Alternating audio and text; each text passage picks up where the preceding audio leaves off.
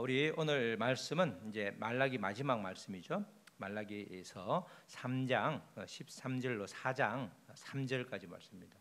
말라기서 3장 13절로 4장 3절까지, 원래 4장 6절까지 있는데 이제 결론 부분은 빼고 본론 중에서 4장 3절까지 한 절씩 교독해서 읽을 때에 우리가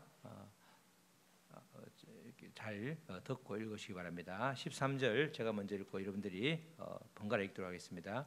여호와가 이르노라, 너희가 완악한 말로 나를 대적하고도 이르기를 우리가 무슨 말로 주를 대적하였나이까 하는지라. 그렇죠?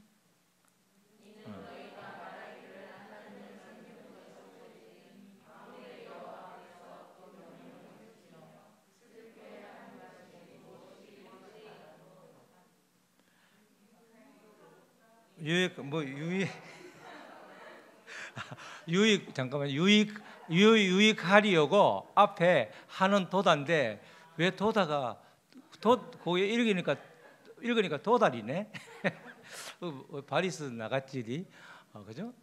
하였나이까 하는 도다, 그리고 유익하리요. 지금 우리는 교만한 자가 복되다 하며 악을 행하는 자가 번성하며 하나님을 시험하는 자가 화를 면한다 하노라 함이라. 그때에 여호와를 경외하는 자들이 피차에 말하매 여호와께서 그것을 분명히 들으시고 여호와를 경외하는 자와 그 이름을 존중히 여기는 자를 위하여 여호와 앞에 있는 기념책에 기록하셨느니라. 만군의 여호와가 이르노라, 나는 내가 정한 날에 그들을 나의 특별한 소유로 삼을 것이요 또 사람이 자기를 섬기는 아들을 아낌같이 내가 그들을 아끼리니 그때에 너희가 돌아와서 의인과 악인을 분별하고 하나님을 섬기는 자와 섬기지 아니하는 자를 분별하리라.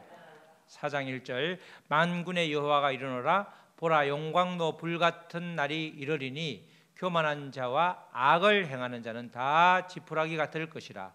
그 이르는 날에 그들을 살라 그 뿌리와 가지를 남기지 아니할 것이로되 내 이름을 경외하는 너희에게는 공의로운 해가 떠올라서 치료하는 광선을 비추리니 너희가 나가서 외양간에서 나온 송아지 같이 뛰리라.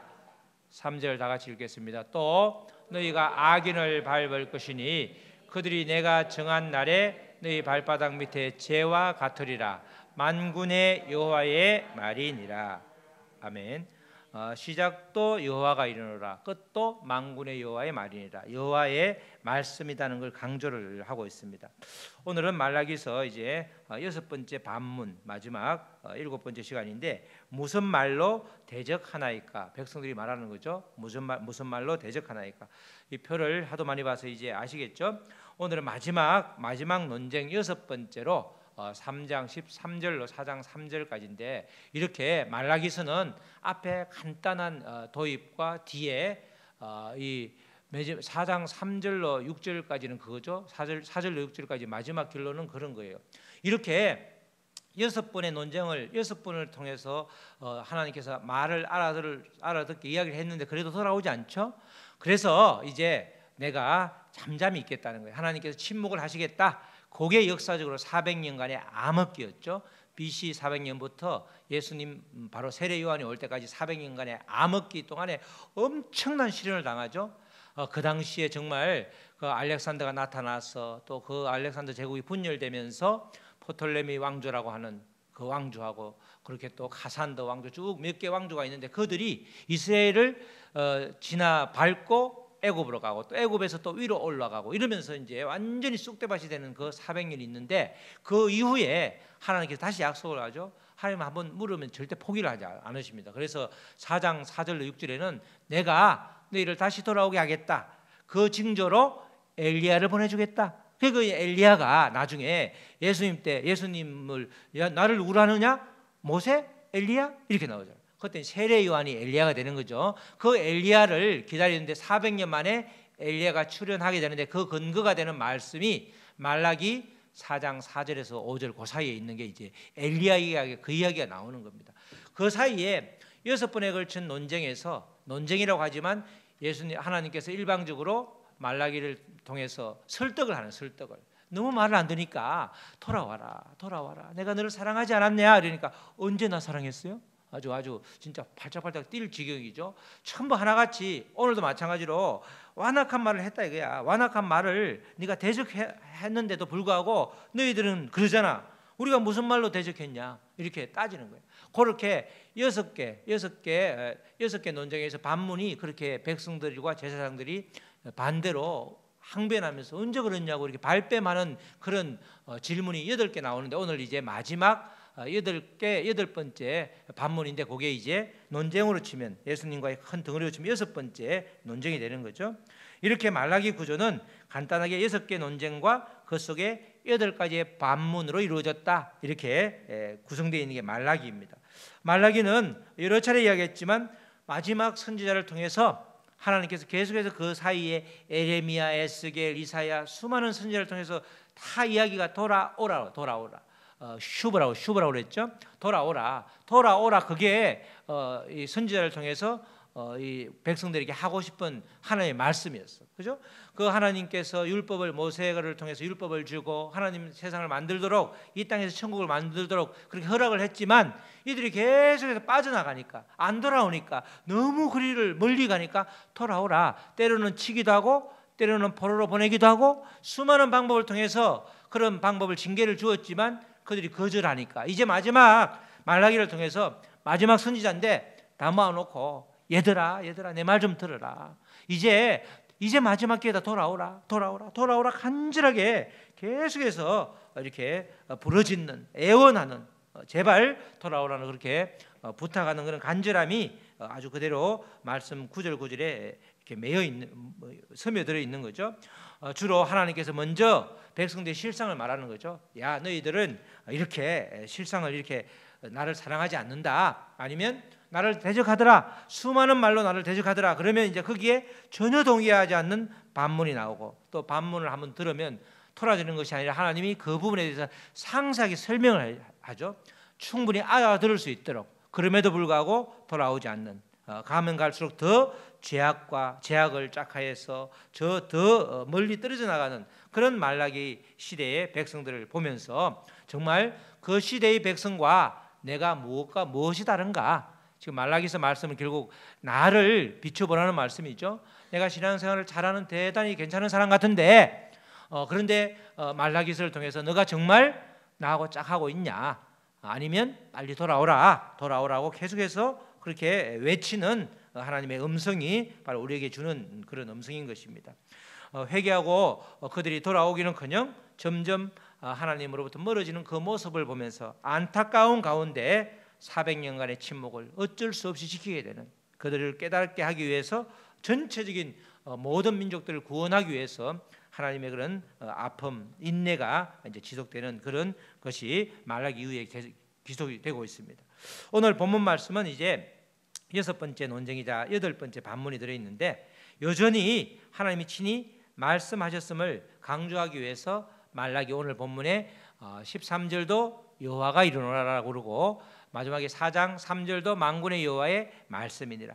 만군의 여호와가 이르노라 만군의 여호와의 말씀이라는 것은 이 말라기가 자기 감정에 충실해서 전한 내용이 하나도 없다는 거야. 그대로 하나님이 주신 말씀을 그냥 대언했을 뿐이지 내 의견은 없으니까 나를 탓하지 말고 하나님의 말씀이니까 그걸 잘 새겨들어라. 그걸 강조를 하는 거죠. 개인적인 의견이 절대 아니라.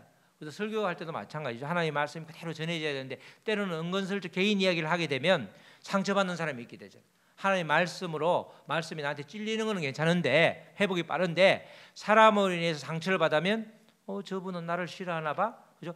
아무 상관도 없는 이야기인데 지난주 그렇게 이어서 우리 11주 이야기를 할 때도 나한테 이야기하는 거야? 그게 아니고 성경 말씀을 하는데 괜히 그냥 본인이 그렇게 왜곡을 할 수도 있죠. 그러나 말씀으로 인해서 찔리는 거는 회복이 되는 거야. 치료가 되기 때문에 오늘 마찬가지로 그런 말씀을 통해서 하나님의 말씀을 통해서 이 개인들에게 또 이스라엘 백성들에게 우리에게 하나님께서 하나님이 말씀하시는 거지 말라기 선지자가 말하는 게 아니다. 하나님의 말씀이다. 그걸 강조를 하고 있습니다.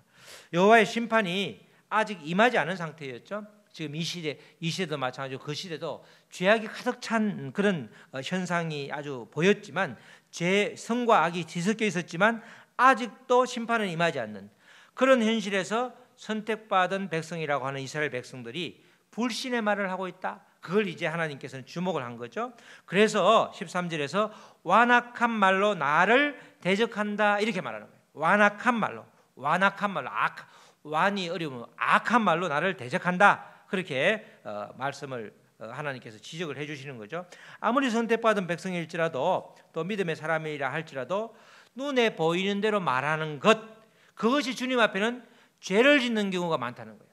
그렇죠? 눈에 보이는 대로 말하는 게 굉장히 하나님께서는 하나님이 기뻐하지 않는 경우가 아주 많습니다. 그러니까 우리가 눈에 보이는 대로 그대로 말하는 게 전하는 게 좋은 게 아니고 하나님의 말씀으로 새겨서 다시 우리가 누에가 뽕을 먹고 이렇게 씨를 토하듯이 그런 과정이 반드시 필요한 거예요. 그래서 하나님께서 지금 정확하게 완악한 말로 대적한다 이 말이 이제 너희들이 보이는 대로 말하고 또 그대로 현상에 매몰되어서 그냥 그대로 이렇게 생각 없이 말하는 것들 그것이 다 얼마나 주 앞에 죄를 짓는지 그것을 깨닫게 해주려고 완악한 말로 대적한다 이렇게 말하는 거죠. 이스라엘 백성들은 스스로 생각할 때 완악한 말로 하나님을 대적한 기억이 전혀 없었습니다. 이게 문제죠. 내가 죄를 짓고 있어도 죄를 짓고 있는지 모르는 게 문제잖아. 내가 죄를 짓고 있다고 그러면 이래서 안 되는데 돌아설 텐데 죄를 지으면서 죄를 모르는 게 그게 가장 큰 불행이라는 겁니다. 그래서 이스라엘 백성들은 그들이 스스로 하나님께 완악한 말로 대적한 적이 전혀 기억이 없기 때문에 그들이 아주 완악한 말로 언제 내가 무슨 말로 대적했냐 주를 이렇게 말하는 거예요. 뻔뻔함도 있겠지만 때로는 몰라서 정말 하나님을 완악한 말로 대적한 적이 없기 때문에 그들은 자기가 그렇게 말을 할 수 있는 거죠. 하나님의 지적에 전혀 동의하지 않고 아주 강변하는 거죠. 아닙니다. 무슨 말씀입니까? 내가 언제 대적을 했습니까? 이렇게 자기의 행동에 대해서 전혀 모르고 있는 거죠. 말라기 선지자가 이 활동하던 시대는 정말 죄악이 만연해 있었기 때문에 이스라엘 백성들은 하나님의 말씀을 마음에 두기 싫어했죠. 죄악에 물들이고 죄악에 관영하고 죄악이 가득 차면 가장 큰 특징이 하나님의 말씀을 마음에 두기를 싫어하는 거야. 하나님의 말씀을 듣는 걸 싫어하는 거야. 그죠? 듣는 걸 싫어하는 거야. 말씀을 들을 만한 귀가 열려있지 않고 귀를 꽉 닫고 있기 때문에 또 그들이 죄악이 그들의 마음의 문을 아주 닫고 있기 때문에 죄악에 대해서 깨달음도 없고 말씀에 대한 또 들릴 귀도 없고 그렇기 때문에 그들이 아주 뭐가 죄인지 아닌지 전혀 모르는 거죠. 그 닫혀있는 백성들의 마음을 뚫기 위해서 그 굳어진 마음을 그렇게 허물기 위해서 계속해서 하나님께서는 선지자를 보내주시잖아. 어떤 시대에도 선지자가 4사람 5사람 나오잖아. 여로보암 2세 때는 그때 여로보암 2세 때는 굉장히 나라가 잘 살았어요. 그런데 왜 선지자가 한 사람도 아니고 4사람씩 출연해요? 그만큼 죄악이 관영해서 한 명으로는 도저히 안 되는 거야. 그래서 4명을 각기 다른 이야기를 하는 4명의 선지자를 보내서 그들을 깨닫게 하는 거죠. 마음밭에 말씀이 심어져야 되는데 말씀을 탁 던지면 율법을 탁 던지면 탁 튀어나오니까 그거 호미로 땅을 파는 과정이 바로 이 선지자가 하는 역할이에요. 그죠? 우리가 호미로 땅을 팔 때는 뭐 땅은 아파하는지 모르겠지만 우리 사람도 마음을 후비면 아프잖아. 그러니까 선지자의 말씀은 하나같이 듣기에 감미로운 음악 같은 게 하나도 없어. 전부 다 찌르는 말씀이야. 폭폭 휘벼가지고 그냥 찌르지 않고 찔러서 돌려버려. 그러니까 엄청나게 아픈 거야. 그러니까 거부하게 되고 결국은 이렇게 그걸 받아들이면 상처가 아물게 되는데 아예 문을 닫아버리고 거절해버리니까 결국은 마지막 남은 거는 심판밖에 남지 않는다는 거죠. 바로 이 약속의 말씀이 스며들지 않으니까 이스라엘 백성들은 하나님을 믿지 않는 이방 나라 사람들이 부러운 거예요. 그래서 지난번에 이방신하고 이방신을 데리고 와야 되니까 그 방법으로 이방 여인과 결혼을 하잖아. 그게 다른 예수를 소위 말해서 예수 안 믿는 사람이 잘 된 거 보니까 그 사람 따라하는 거. 그 사람 보니까 집에다 뭘 모셔놨네. 나도 한번 모셔놓을까? 양다리 걸치는 거죠. 그렇게 그들이 부러워서 그렇게 그들을 따라하는 그런 이야기든 다른 말로 하면 하나님을 믿어도 별 소용이 없다. 그런 식으로 말을 하는 거야. 생각만 하는 게 아니고 말을 하는 거야. 그 부분을 하나님은 완악한 말이다 이렇게 말하는 거죠. 눈에 보이는 그 현상에 주목하여 말하는 것 그것이 바로 하나님을 대적하는 것이요 완악한 말이라는 겁니다. 우리가 눈에 보이는 대로 말하는 것이 대수롭지 않다고 생각할 수 있지만 성경은 전혀 그렇게 말하지 않죠.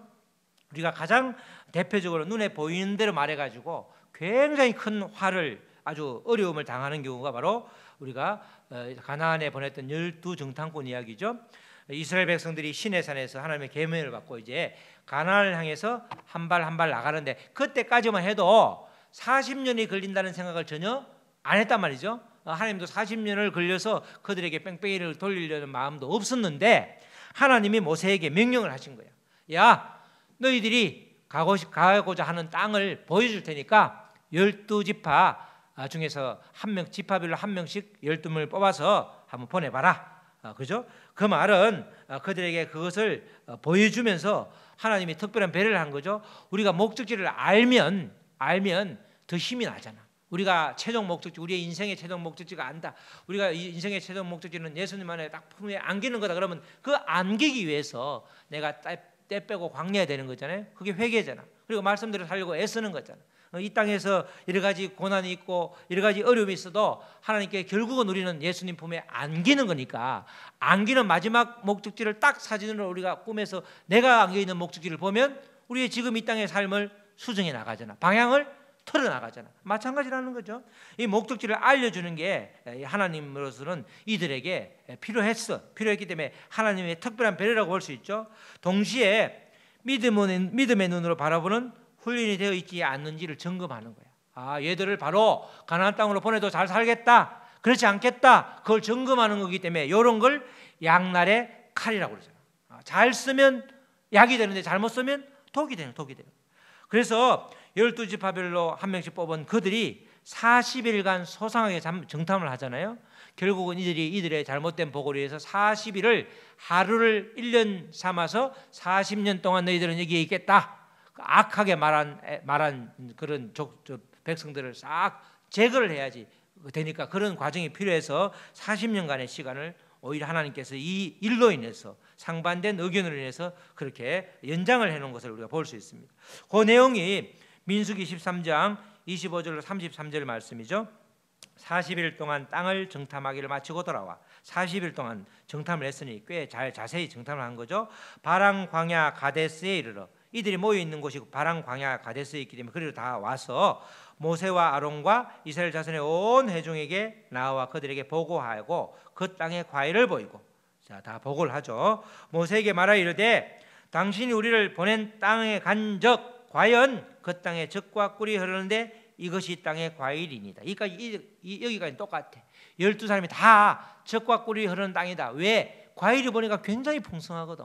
과일을 따오면서 야, 이것이 젖과 꿀이 흐르는 그 땅에서 땅 과일이다.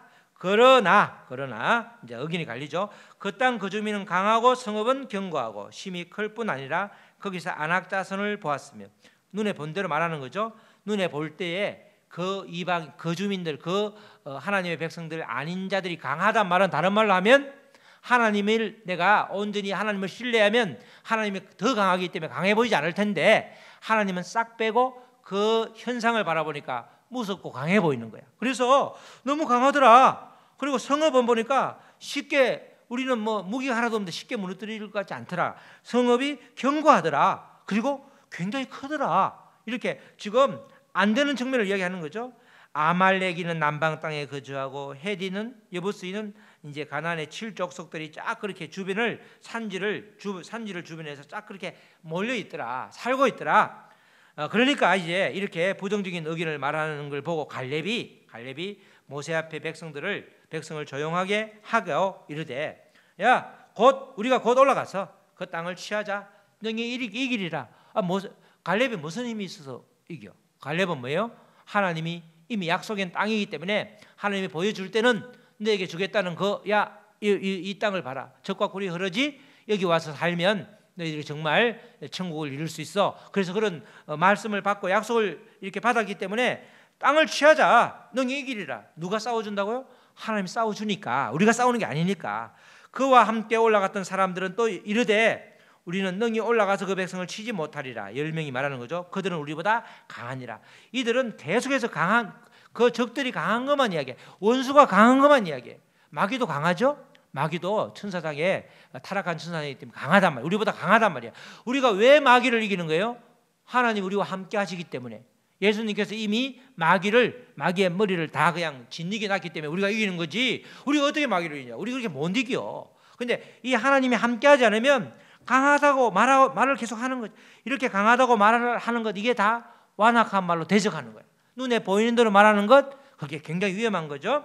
자, 32절에 그래서 이스라엘 자손 앞에 그 정탐한 땅을 악평하여 이르되, 악평까지 하죠. 우리가 두루 다니며 정탐한 땅은 그 거주민을 삼키는 땅이요 거기서 본 모든 백성은 신장이 장대한 자들이며 거기서 네피림 후손인 아낙 자손의 거인을 보았나니 우리는 스스로 보기에 또 메뚜기 같으니 그들이 보기에도 그와 같았을 것이다. 우리가 메뚜기 같은데 그들은 우리를 어떻게 보겠어요? 우리를 메뚜기처럼 보지 않겠어요? 메뚜기가 어떻게 기울이 장대한 사람들을 이길 수 있겠어요?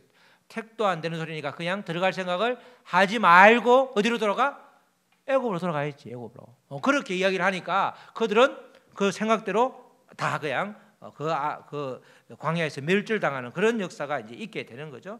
바로 메뚜기 같다 이렇게 보고하는 것은 자기의 생각이지만 어찌 보면 그대로 하나님의 약속과 전혀 상관없이 믿음의 말과 상관없이 본 그대로에다가 자기의 의견을 살짝 얹었단 말이죠. 이게 하나님께서 싫어하는 그런 이 완악한 말이 된다는 것입니다. 하나님의 함께하심이 믿어지지 않으면 열 지파대로 보고할 수밖에 없는 거예요. 우리도 마찬가지죠. 우리가 똑같은 거예요. 하나님의 함께함이 믿어지지 않으면 이 땅에 살아가는 하루하루가 정말 힘들고 어렵고 나의 모든 상황이 절망적이고, 그죠? 어떻게 헤어날 방법이 없어 보이는데 하나님의 함께함이 믿어지면, 그죠? 사방이 다 막혀 있어도 위에가 뚫려 있으면 위에서 끄집어내면 되잖아. 그렇게 하나님의 방법, 하나님은 어떤 상황에서도 그 길을 열어주시는데 내가 위를 바라봐야 되는데 사면을 바라보니까 깜깜할 수밖에 없죠. 그러니까 절망할 수밖에 없고 아무것도 안 보인다. 내 주변에는 정말 절망밖에 없다. 하나님 어디 계시냐? 이렇게 말하는 게 현상을 바라보면서 내가 의기를 추구하면서 바로 하나님께 대적하는 그런 말이 된다는 거예요. 그러니까 이 에브라임 지파를 대표하는 여호수아, 유다 지파를 대표하는 갈렙, 이 두 사람이 다른 10지파 대표들과 똑같이 땅을 받지만, 똑같이 가나안 땅을 받지만 하나님의 약속을 신뢰하면서 믿음의 말을 했는지 안 했는지에 따라서 그들의 인생이 완전히 달라지는 그런 역사가 있다는 것입니다. 하나님의 함께하심이 믿어지지 않으면 10지파 보고대로 하나님의 백성들은 한없이 작아 보이는 거예요.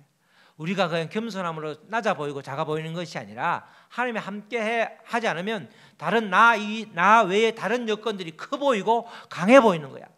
왜? 그건 당연한 당연한 결론인 거죠. 하나님이 함께 하지 않는데 어떻게 내가 강할 수 있어? 나의 약함을 강하게 해주시는 분이 주님이잖아. 나는 몸이 연약하지만 하나님이 강하게 해주셔서 하나님의 도구로 사용해 주시잖아요. 그러니까 우리는 기골이 장대한 가나안 족속들을 부러워하면 지는 거죠. 부러우면 지는 거예요. 악인이 형통한 것처럼 보이잖아요. 악인이 아주 형통한 것처럼 보이잖아요. 형통한 것처럼 보이면서 형통에 어떻게 하면 저 형통함이 나도 임할까 따라하면 지는 거라니까.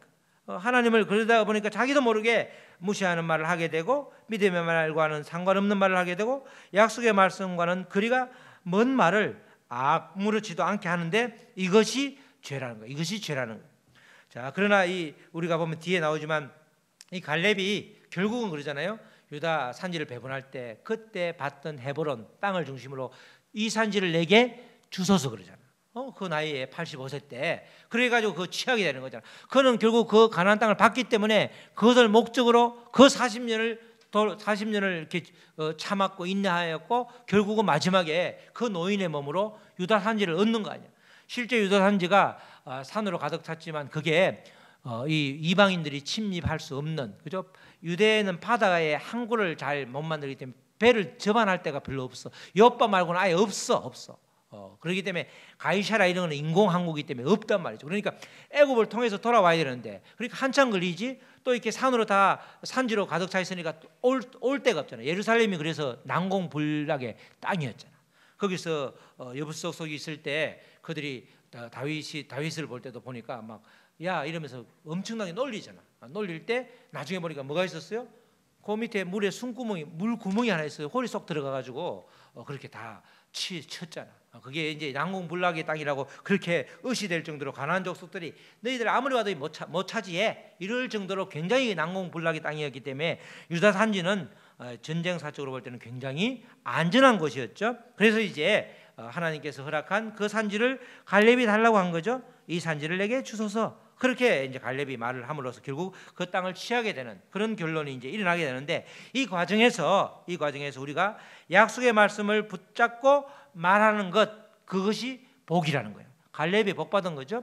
유다 족속들이 그래서 복을 받아서 나중에 이 하나님의 중간에 다윗을 낳게 되고 또 그다음에 이새를 포함해서 쭉 태어나다 마지막에 요셉을 통해서 요셉을 육신의 아버지로 이렇게 모셨지만 성령으로 인해서 마리아를 통해서 예수님이 태어나는 그런 역사가 일어나잖아요.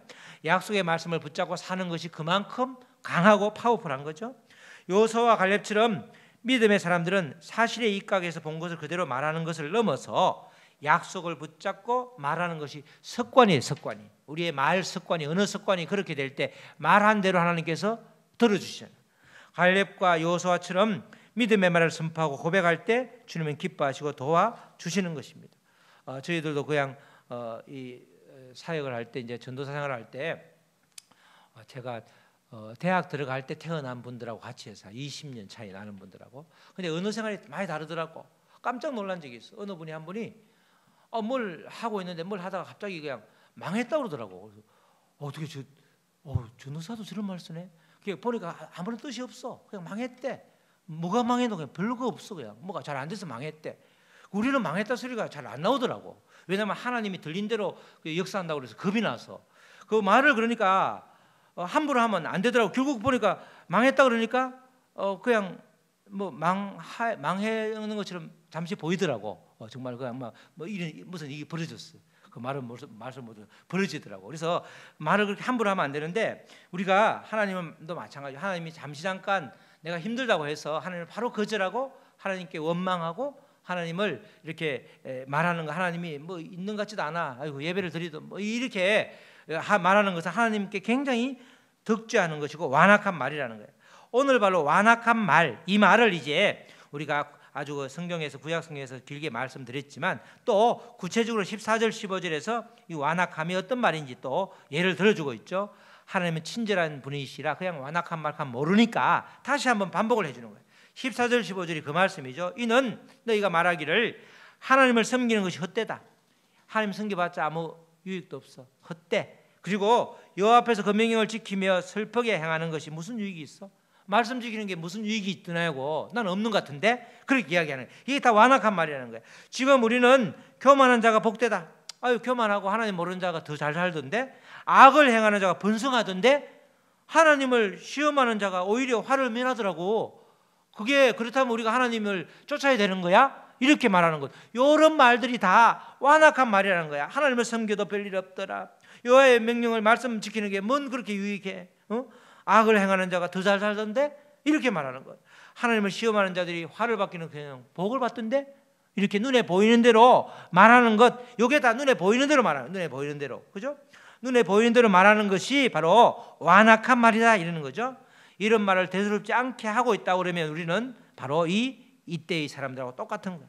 완악한 말은 하나님을 대적하는 말이기 때문에 완악한 말을 거침없이 하는 사람, 이런 사람의 교만한 사람이 교만한 사람. 오늘 말씀에 교만한 것은 그냥 의시되면서 막 이게 남을 무시하는 게 아니고 하나님을 완악한 말로 대적하는 자, 그게 교만한 거예요. 하나님 앞에 교만한 거잖아요, 그렇죠?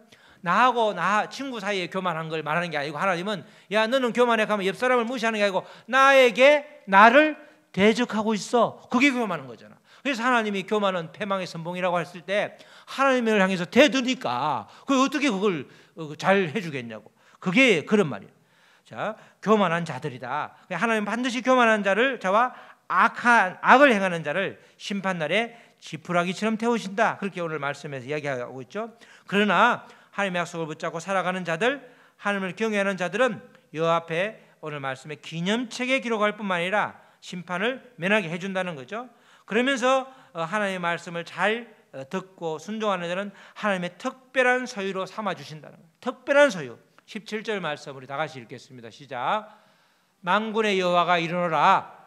나는 내가 정한 날에 그들을 나의 특별한 소유로 삼을 것이요 또 사람이 자기를 섬기는 아들을 아낌없이 내가 그들을 아끼리라. 아낀같이 특별히 특별한 소유로 삼는다는 거죠. 그래서 이사야에서도 그러잖아. 너는 내 것이라고 그러잖아. 우리가 하나님 것이라니까. 그러니까 하나님의 특별한 소유로 우리를 삼는다는 거야. 누구를? 하나님을 경외하는 자들, 완악한 말로 대적하지 않는 자들을 모두가 다 알고 그들을 특별한 소유로 삼고, 사람이 자기 자식을 얼마나 아껴요. 대부분의 정상적인 부모는 아끼죠. 엄청 아끼죠. 어릴 때는 세근세근 자는 모습에 아주 얼굴에 그냥 피부분이 돌도록 뽀뽀를 하고 막 그러잖아. 우리가 그렇게 아끼듯이 내가 아끼겠다는 거야. 너희 육신의 부모는 한 치 앞을 내다보지 못하는데 그럼에도 불구하고 아껴주는데, 나는 너의 인생을 통째로 보는 사고 보고 너의 인생을 이끌어가는 나 하나님인데 내가 너희를 아낀다는 거야. 하나님 아끼면 끝나는 거지. 그 말을 해주고 있는 거잖아요. 하나님께서 이렇게, 이 말은 다른 말로 하나님께서 내가 너와 늘 함께 해주겠다, 이 말을 해주고 있는 거야. 내가 너와 늘 함께 해주겠다. 너는 내 소유고 내가 너를 아끼려고 그러면 매일 붙어 있어야 되잖아. 그죠? 집에 그냥 무서운 그냥 여러 가지 환경이 무서운데 애 하나 넣어놓고 내가 장시간 집을 비우면 안 되잖아. 그러니까 내가 너와 함께 하겠다, 이 약속을 해주는 거죠. 믿음의 사람이라면 하나님이 기뻐하시는 말들만 잘 가려서 해야 된다는 거예요. 솔직하다는 그 미명하에, 우리가 솔직한 걸 굉장히 좋아하잖아요. 우리가 남자들 한 잔 먹으면 솔직히 하자. 야, 우리 솔직히 얘기해보자. 솔직히 그게 속는 말일 때가 많다니까. 하나님 앞에 솔직하다는 것은 정직하다 말고 달라가지고 눈에 보이는 대로 말하는 걸 우리가 솔직하다고 그러는데, 내가 느낀 대로 말하는 걸 솔직하다고 그러는데 그게 함정일 때가 많다니까. 그죠? 우리가 한번 말을 들으면 귀에 담잖아. 술 마시면서 들은 말도 제가 그때 제가 나를 그렇게 생각했었어? 이중인간이잖아 저 자식. 나 그렇게 되게 좋게 말하지만 지 마음속에 그런 마음이 있었다는 거야. 이렇게 우리가 받아들인다니까. 솔직한 게 때로는 굉장히 하나님의 말씀과 어긋난 솔직함은 그게 바람직한 게 아니라니까. 이게 다 말하는 게 솔직한 게 아니라는 거죠. 그래서 눈에 보이는 대로 말하는 것, 틀리지 않는 말일 수 있지만 하나님과의 약속과 상관이 없다고 그러면 별로 의미가 없는 말이 된다는 거예요. 솔직함도 의미가 없을 때가 많다는 거예요. 오늘 본문 말미에 두 가지 부류의 운명에 대해서 다시 한번 정확하게 기록하고 있죠. 하나님을 경외하는 자, 하나님의 이름을 존중히 여기는 자, 이런 자를 의인이라고 하고 그 한 부류가 있고, 그 대척점에 있는 한 부류, 악을 행하는 자, 교만한 자, 하나님을 완악한 말로 대적하는 자, 이 두 부류가 있는데, 이 악인은, 이 교만한 자는 하나님을 노골적으로 싫어하는데 이 교만은 하나님을 말로 대적한다, 이렇게 우리가 말하는 거고, 하나님을 인정하지 않고 부인하는 것이 바로 교만이라는 거죠. 이 교만한 자는 심판이 있는 거예요. 교만하지 않는 자, 하나님을 경외하는 자, 하나님의 이름을 존중히 여기는 자, 이 의인은 조금 전에 17절 말씀처럼 특별한 소유로 삼고 심판을 면하게 해준다, 이렇게 오늘 약속을 하고 있습니다. 이 시점에서 과연 나는 교만한 자인지 아닌지를 점검해 봐야 된다. 그냥 되게 아주 자만심에 아주 사람을 말을 무시하는 그게 교만한 게 아니고, 완악한 말로 하나님을 대적하고 있지는 않는가, 하나님의 존재를 의심하고 있지는 않는가. 그죠? 하나님이 있으면 이렇게 할 수 있냐, 이렇게 한두 번 그냥 화가 너무 힘들어서 그러는 말 말고 그냥 이게 일상이 되고 있지 않는지 그걸 이렇게 뒤돌아보라는 거예요. 설령 우리가 내가 나를 점검해 보니까 교만의 진상이에요, 진상. 그렇지만 하나님 회개할 기회를 주신 거죠. 그런 교만의 진상인 우리에게 하나님은 지금 뭐라고 그래요? 돌아오라. 나에게 돌아오면 악인에서 의인으로 신분을 바꿔주겠다는 거야. 우리 국적을 바꿔주겠다는 거야. 주민등록을 바꿔주겠다는 거야. 우리를 새 사람으로 삼아주겠다는 거야. 신분을 바꿔주겠다는 거 아니에요? 악인은 하나님을 경외하는 의인에게 밟혀 결국은 오늘 말씀은 발바닥에 재와 같게 만든다는 거예요. 그래서 우리가 기도할 때 그래. 우리가 기도할 때 그런 기도를 많이 하잖아요. 예수 그리스도의 이름으로 명하노니 누구의? 예수님의 뭐가? 발등상이 될지어다. 지금 하나님 예수님이 오셔야 되는데 예수님이 발이, 그죠? 편안한 발이 아니고 의자에 앉아, 키가 작을 때 의자에 앉으면 붕 뜨잖아. 그 밑에 까는 깔개가 뭐예요? 발등상이잖아. 그래서 우리의 죄악을 예수 그리스도의 이름으로 명하노니 이 죄악이, 이웃의 죄악이, 나의 죄악이 발등상으로 돼가지고 발등상이 꽉 차면 그걸 딛고 하나님이 이제 예수님 오시는 거야. 그래서 그걸 다른 말로 하면 오늘 말씀은 그 발바닥에 죄가 돼, 죄가. 이 악인이 그렇게 악인은 의인에게 밟혀서 발바닥에 밟히는 재와 같은 거야. 그러니까 악인의 형통을 부러워하는 자가 제일 바보야. 예수 믿으면서 악인이 잘 되는 걸 보고 예수 안 믿어도 잘 되던데 부러워하는 게 제일 바보라니까. 믿음의 눈으로 봤을 때 절대로 악인이 잘 되는 걸 부러워하지 말라는 거예요. 오늘 말씀에서도 믿음의 사람들은 끊임없이 주 안에 머물러 있음으로 인해서 하나님을 경외하고 하나님의 이름을 높이고 그렇게 살아갈 때에 하나님께서는 책임져 주신다는 거죠. 그 말씀을 이제 그러니까 결국은 돌아오라는 거야. 돌아오라고 해도 안 돌아오니까 그러면 언젠가는 심판 날이 올 때 정한 날에 돌아오게 되는데 그 전에 한 번 더 기회를 주겠다는 거예요. 누구를? 엘리야를 보내서 한 번 더 기회를 마지막으로 또 주겠다는 거야. 이런 하나님이 어디 있냐고. 6번 달래고 나서 그래도 말을 안 들으니까 다음에 너희들을 심판하기 전에 엘리야를 보내주겠다. 누구야 그게? 세례 요한이잖아. 그 다음에 예수님이 오신 거잖아. 예수님을 인해서 이제 마지막 기회를 우리한테 주고 있다니까 지금 주고 있는 거죠. 이 기회를 못 잡으면 이제 영원한 불못에 떨어지는 거야. 그래서 우리 주변 사람들에게도 우리가 예수님이 가장 기뻐하는 게 마지막 기회니까 옆 사람들을 구원시켜 예수님의 도를 전해. 그게 우리가 해야 될 일이라니까. 다른 게 아무것도 프로그램이 중요한 게 아니고 아무것도 그 어떤 것도 예수님을 전하는 것 말고는 전하는 것보다 더 큰 일이 없는 거예요. 올해 지금 여름이 이래서 이름 성경학교도 아이들 잘 못 모이는데 이름 성경학교를 못해도 그래서 그게 안타까운 것은 아이들에게 하나님을 못 전한 게 안타까운 거지 행사를 못하고 전혀 안타까운 게 아니란 말이죠. 이 지금 하나님께서 이렇게 하나님을 경외하며 살아야 되는 우리들에게 마지막으로 돌아오라고 하는 거죠. 사랑하는 성도 여러분, 우선 보기에 형통해 보이는 악인들을 바라보지 말고 우리는 주님을 바라봐야 되는 신분인 것입니다. 주님이 나의 모든 것이라는 고백이 실제가 될 때 우리는 약속의 말씀인 진리 안에서 자유할 수가 있는 것입니다. 주님은 주님의 백성들에게 치료하는 광선을 비추어 주시마 약속하셨죠. 그리고 외양간에서 나온 송아지처럼 뛰게 해주시겠다고 약속하셨습니다. 송아지를 우리가 낳는 과정을 보니까 송아지는 낳자마자 태에서 나오자마자 어떻게 해요? 일어나서 걸어. 시원하죠? 일어나서 걷더라고. 그러니까 그렇게 그 외양간에서 아마 태어난 송아지 말고 외양간에 같이 있던 송아지가 나오면 얼마나 펄짝펄짝 뛴다고 그렇게 해주겠다는 거야. 이제는 순종함으로 약속의 말씀을 붙잡고 그대로 우리는 살아가기만 하면 하나님께서 그렇게 해주겠다는 약속을 해준 거죠. 그래서 우리는 늘 고백이 분명해야 돼. 고백을 통해서 나오죠. 말도 고백 아니에요. 완악한 말은 고백이 틀려먹은 거란 말이죠. 주님의 이름으로 우리는 고백을 붙잡고 나가면 되는 거죠. 하나님이 하시는 일을 믿음으로 반응하면 되는 것입니다. 애써 부인하면서 나의 의로움을 드러내는 것이 아니라 주님이 하셨음을 온 마음 다해 고백하면 되는 것입니다. 말라기 강해를 마치면서 정말 주님께서는 계속해서 우리에게 돌아오라 이렇게 외치는 거예요. 그러니까 말라기서를 이제 다 우리가 7번, 8번에 걸쳐서 말씀을 같이 나누는데 항상 이렇게 있을 때 하나님은 나한테 무엇에서 돌아오라고 하는 거지? 한번 자기를 점검하면 되는 거예요. 긴 말씀이 있었지만 결국은 나에게 돌아오라는 말씀이구나. 그걸 딱 잡으면 되는 거야. 돌아오라.